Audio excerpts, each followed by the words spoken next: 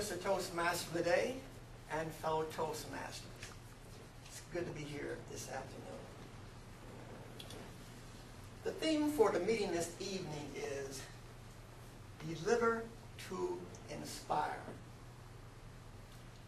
My presentation this evening is to inspire you to vote in the midterm elections on November the 2nd.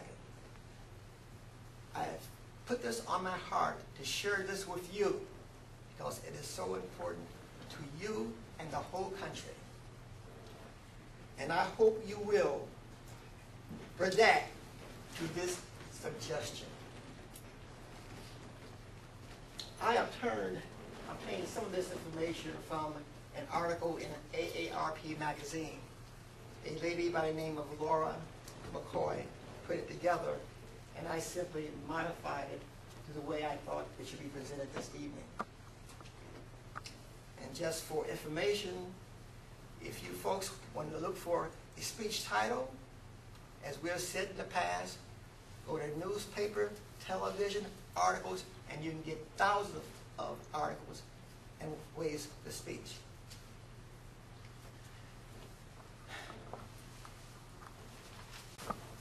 Now is the time to vote. Your one vote makes a difference. No doubt that we have heard many a times when people say, my vote won't make any difference. Why should I vote? Other people aren't voting. Will it really make a difference? Will my vote count? Yes, your vote counts. You have heard the stories of elections that have been won by a few votes. For example, a person could win by 200 votes. Over 200,000 voters have voted, and a person wins by just 200 votes. Yes, your vote counts. Now, let me bring this a little closer home. We have a state's attorney general by the name of Patricia Jessamine. She lost a close election. However, she thought she was going to win, and her supporters thought that she was going to win. And we said to ourselves, oh, this is a black city, predominantly black, running against a white candidate. Hey, why shouldn't she win? Because she was supported by a lot of black political figures. But she did not win. There's no doubt in my mind some brothers and sisters said, hey, why should I vote? Because I know she's going to win. If those brothers and sisters that went out to vote, she could be the one who was elected. Voting is very important. It can change the election. And the other thing is that we will be at a time in the midterm elections where there is a low voter turnout. It happens every 4 years before the general election. And if we know there's a low voter turnout, then that makes us more inclined to go out and vote.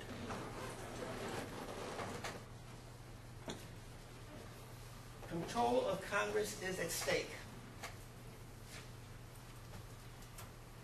In this term of elections, we know that a lot of people feel that the incumbents have ran the country to the ground. And they almost ready to throw out the incumbents. And some of the incumbents are our friends. But we have the Republican Party and we have the Tea Party geared up to throw out the incumbents. And I tell you that if they get in, all of the things that happened in the pre-Obama times will come back again. The rich will get richer, and the middle class and poor class programs will be diminished. You have heard that, and I feel it's correct. Control of governors are critical players. 37 states are electing new governors, including the state of Maryland. Governors have a powerful effect on what goes on in the state. They have a powerful effect on political things and economic things.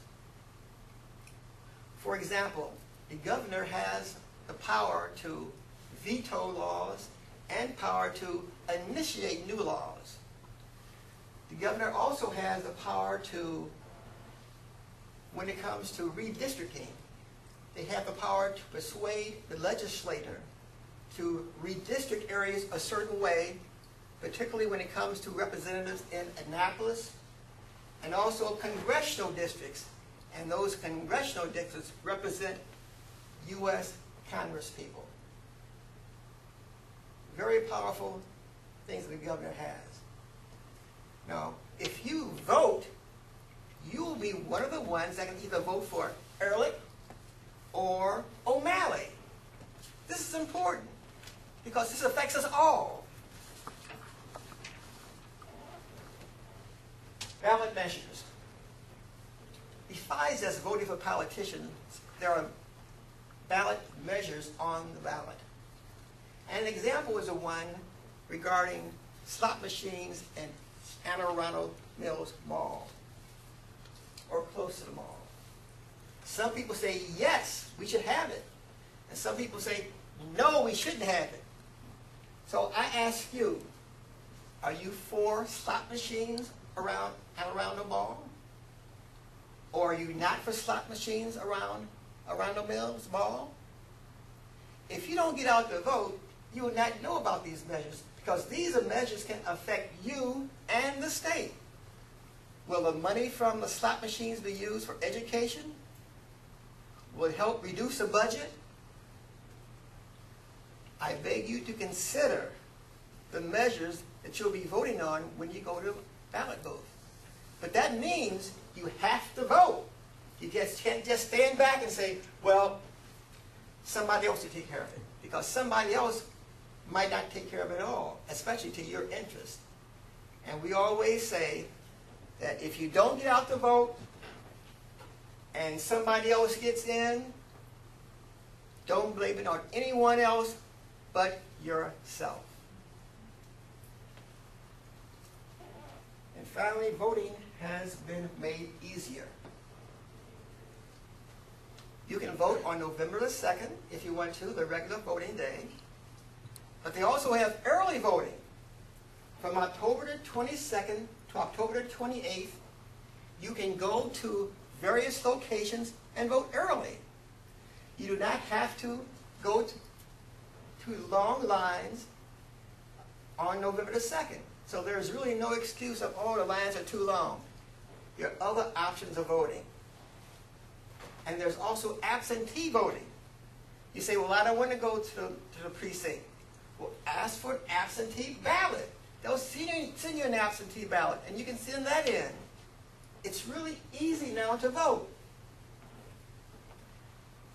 So finally, let me conclude. All of us are responsible for what happens in the elections in the state of Maryland. And your responsibility is great, because the question is, what kind of people are we going to put in to run the state? And let me say that even it goes beyond just running the state. It includes running the country. We know that Obama has had problems from all kinds of sources. But if we want him to stay in, we cannot say, well, so-and-so is going to vote. We have to vote. And I tell you, my heart